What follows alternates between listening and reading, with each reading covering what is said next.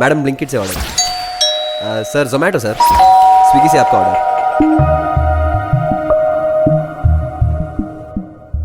28 deliveries, 15 hours, 763 rupees.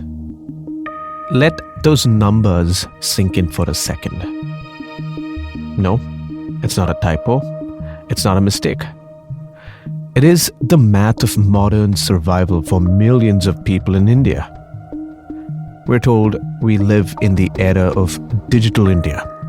We celebrate the unicorns, the Zomatos, the Swiggys, the Blinkits. For sure, they have revolutionized how we eat, how we shop, and how we live. We press a button, and 10 minutes later, a packet of milk or a bag of chips appears at our door as if by magic. But magic is just an illusion.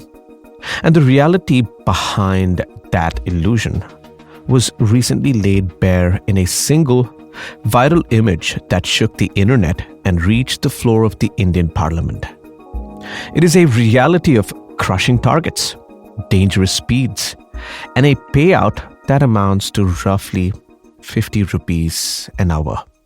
Today on Nelson John 360, let me strip away the sleek interface of the app to look at the human machinery grinding away underneath. We're talking about the gig economy, a term that sounds freeing, but for many feels like a trap. I'm digging into the tweet, the X post by MP Raghav Chadha, that sparked a national debate. The legal battles being fought in Rajasthan and Delhi, and the terrifying psychology of the algorithms that decide if a worker eats or starves today. You're listening to Nelson John 360. Nelson John 360. Hello and welcome back to Nelson John 360. I'm your host, Nelson John. So today, let's start with the incident that forced us all to look in the mirror. It began with a video and a screenshot shared by a Blinkit delivery partner named Tapliaji. It wasn't a polished PR statement. It was a desperate cry for validation. He posted his earnings for a single day. He had logged in, ridden his bike through the chaotic traffic of the city, climbed stairs, dodged cars, and raced against a timer for 15 hours. Let me play this snippet from his viral post. Have a listen. ये मेरे आज के दिन का 28वां order है। Seriously बोल रहा हूँ, मैं लिफ्ट से अभी कस्टमर के एड्रेस पे जा रहा हूँ पर सेकंड फ्लोर पे। ये जल्दी से ऑर्डर देता हूँ एंड फिर तुम लोगों को बताता हूँ कि भाई मेरी आज की अर्निंग की। देखो भाई 15 रुपए मिले यहाँ के। चलो कोई ना, फिर भी ठीक ठाक ही है। 762 रुपए और घंटे देख रहे हो, मैंने 15 घंटे होने वाले मेरे को। भाई मजाक भी नहीं कर रहा हूँ, सीरियसली भाई ब्लिंकिट बहुत कम पैसा दे रहा है भाई, बहुत ज्यादा कम। What you just heard was Tapliaji's post on Instagram, describing his struggle and how much he gets paid for each delivery.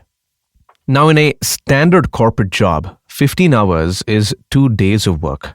And for that marathon of labor, after completing 28 separate deliveries, his net earnings were just 763 rupees. MP Raghav Chadha brought this to the public's attention. He left a post on X, quoting him right now, "This is not a gig economy success story.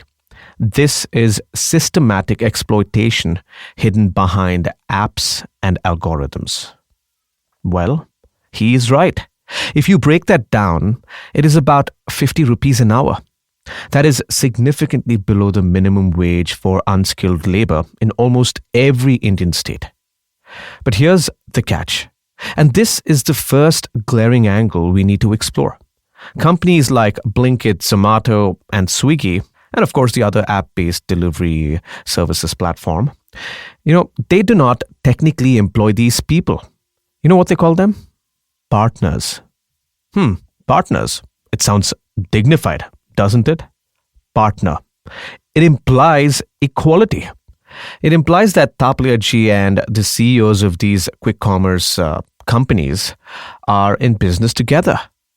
But does a partner get penalized for taking a bathroom break, Does a partner get deactivated for refusing to drive into a flooded street? This specific case blew up because it shattered the myth of flexibility. You see, the marketing pitch for gig work has always been, flexibility. You be your own boss, work when you want, earn as much as you want. But Taplial's receipt proves that freedom is a mirage. To earn a livable wage, let's say just enough to pay rent and feed a family in a metro city like Bangalore, Delhi, or Mumbai, you cannot work when you want. You have to work all the time. You have to work 15 hours just to scrape by. The algorithm is designed so that if you work a normal 8-hour shift, you might actually lose money after fuel and maintenance. Raghav Chadha called it exploitation hidden behind algorithms. And that is the perfect phrasing, I would say. It's sanitized exploitation. There's no angry factory foreman screaming at you. There is just a silent app, a glowing screen, a notification that says, you missed your target. Try harder tomorrow. Now, let me ask you to zoom out. Because if this was just about that one guy named Taplial, it would be a tragedy, but not necessarily a systematic crisis. But this is not an isolated incident. According to a report by Niti Aayog, India has about 7.7 million gig workers in 2020-2021. Now, that number is staggering. It's more than the population of many European countries. But hold on, because that projection is going to be even wilder. Niti Aayog estimates this workforce will triple to 23.5 million by 2029-2030. We're talking about a workforce size that rivals the entire organized formal sector of India. Why is this happening? It's the collision of two massive forces. Force one is unemployment. We have a massive youth population, the demographic dividend, entering the workforce every year.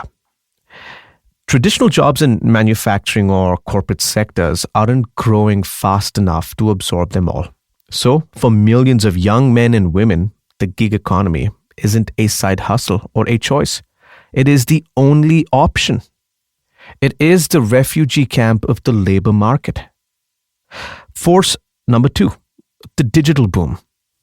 India has some of the cheapest mobile data in the world. Smartphone penetration is sky high. We have created a consumer class that demands instant gratification. Think about it. We want our biryani or our momos in less than 20-30 minutes and our groceries in under 10 minutes. Now, when these two forces collide, you get a system where millions of desperate workers are fighting for the scraps tossed by millions of impatient consumers. Niti Aayog's report was actually quite optimistic in its tone, calling this a booming sector. But we have to ask, booming for whom?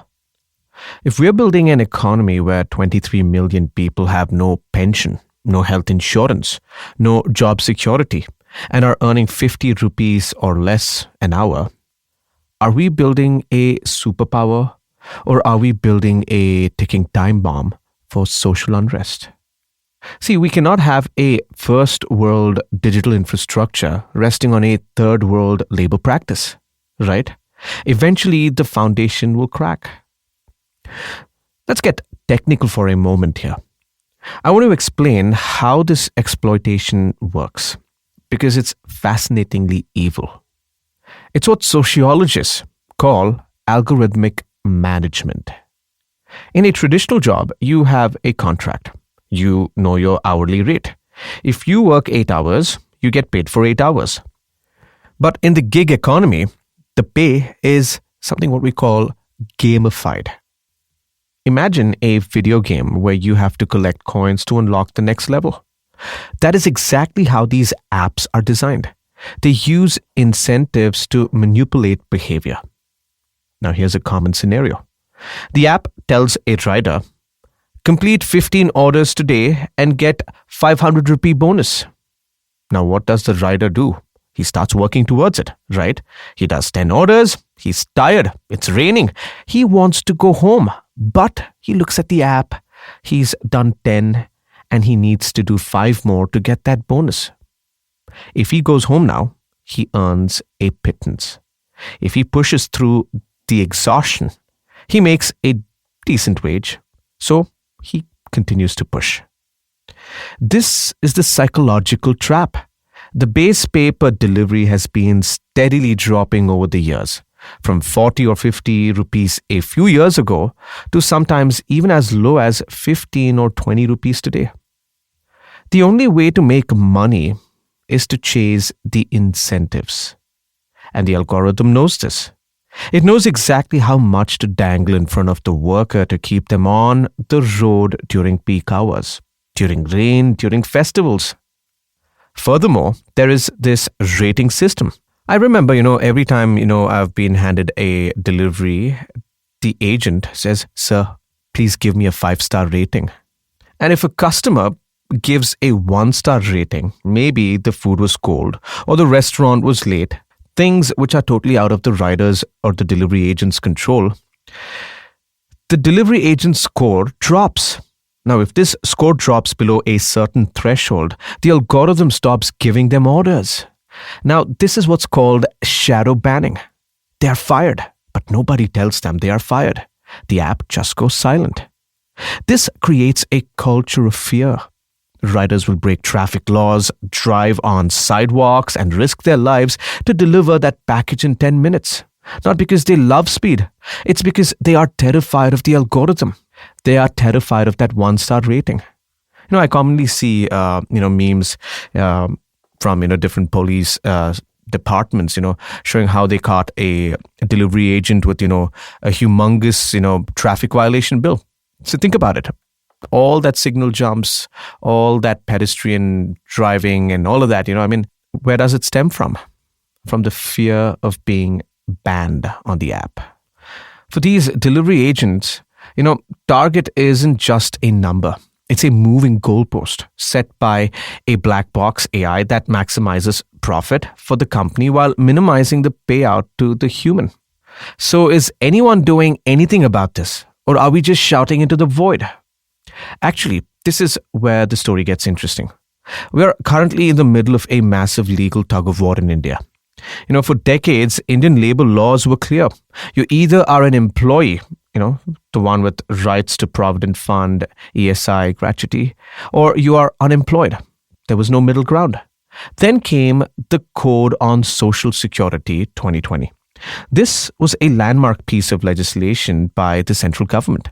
For the first time in India, in Indian history, the law officially recognized gig workers and platform workers as a distinct category. But the implementation has been slow. However, the real momentum shifted recently. We cannot shift without looking at the catalyst. Enter Rahul Gandhi. You might remember the visuals from the Karnataka elections where Rahul Gandhi riding as a pillion on a delivery scooter in Bangalore, or sharing a masala dosa with a group of Dunzo and Swiggy workers at a local eatery. At the time, critics dismissed it as photo op. But if you look at the policy outcome, it was much more than that. It was during these unscripted interactions that workers showed him their earnings apps, explaining how they were one accident away from bankruptcy. Mr. Gandhi took these grievances and turned them into a central political plank, framing gig workers not as partners, but as hard-working Indian laborers deserving the fruits of their labor. This direct attention forced the issue onto the manifesto. It signaled a massive shift. The invisible driver suddenly had a seat at the political high table. And we saw the immediate impact of that pressure in Rajasthan. In 2023, following this political push, Rajasthan passed the Rajasthan Platform-Based Gig Workers Registration and Welfare Act. This is a pioneering law, arguably the first of its kind in the world. Here's what it does. It sets up a welfare board with representatives from the government, the companies, who are the aggregators, and the workers. It creates a welfare fund, and most importantly, it levies a cess, a tax on every single transaction on these apps. So every time you order something, say in Jaipur, a tiny percentage of that bill goes directly into a fund for the workers' social security. This validates the promise Gandhi made regarding a 3,000 crore rupee welfare corpus for workers. It's a model that shifts power dynamic and forces companies to share their data. Other states like Karnataka and Telangana are now looking at this model. So the tweet by Raghav Chadha is part of this wider political momentum. Parties across the spectrum, AAP, Congress and others, are realizing that you cannot ignore a voting bloc of 23 million people. The gig worker is no longer invisible politically. They're organizing. They are forming unions like the Indian Federation of App-Based Transport Workers, IFAT, and now they have the year of top political leadership. So we've talked about money, laws, and algorithms. But let me close the analysis by bringing it back to the visceral human cost. The 10-minute delivery model, which Blinkit, Zepto, Zomato, and others are pushing, is frankly dangerous. There is no way to safely navigate Indian traffic and deliver a package, say, in 10 minutes, consistently. It is physically impossible without breaking the law. So when a company promises 10 minutes or free, they are essentially putting a gun to the head of the rider, the delivery agent. The agent knows that if he's late, he gets yelled at, rated poorly, or penalized. We've seen horrific incidents and accidents. Young men, barely out of their teens, dying on their bikes because they were checking a map while speeding to meet a deadline. And when they crash, who pays? Remember, they are partners. Until very recently, most of these companies offered zero insurance. Now some offer basic accident coverage, but claiming it's a bureaucratic nightmare. If a rider breaks a leg, he doesn't get sick leave, he just stops earning. Like Taplialji, the man whose earnings started this conversation, earning just 763 rupees in 15 hours. If he had gotten a flat tire that day, that repair cost would have come off out of his pocket, wiping out half of his daily wage. If he had fallen sick from exhaustion, he would have earned zero. Right now, the message from the gig economy is clear. You are disposable. If you break, we will just onboard the next person from the wait list. So where do we go from here? I might have just painted a grim picture, but we need to understand how to navigate it. The gig economy isn't going away. We aren't going to stop ordering food or taking cabs, but the model has to change. For the policymakers, the Rajasthan model needs to go national. We need the code on social security implemented now. We need a legal definition of a fair wage for gig workers that accounts for fuel, vehicle depreciation, and waiting time. For the companies, aggregators, the charade around the word partner has to end. Come on, guys. It's not fair. If you control their login, their incentives, their route, and their price, you are an employer. Own up to it. Provide a minimum guarantee. Stop the 10-minute madness before more people die.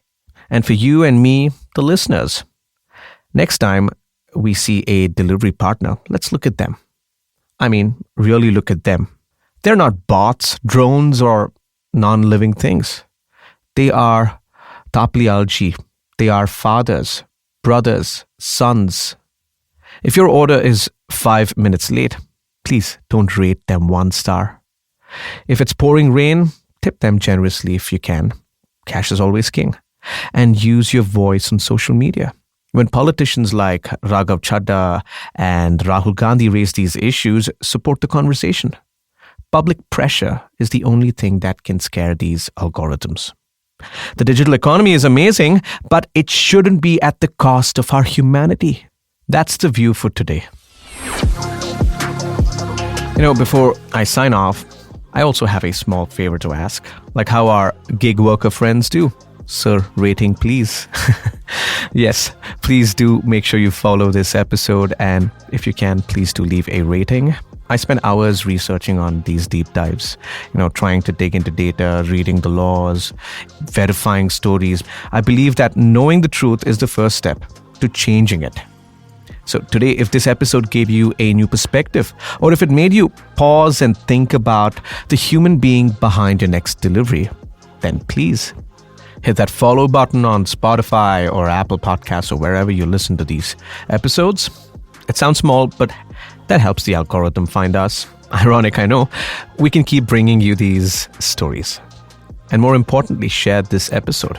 Send it to your family WhatsApp group. They're always buzzing with these forward messages and good morning messages. Share this along with that. The takeaway that I probably would like to say to my listeners is that, let's try and not just be consumers. Let us be conscious citizens. I'm Nelson John. Thank you for giving me your time. I'll catch you in the next episode.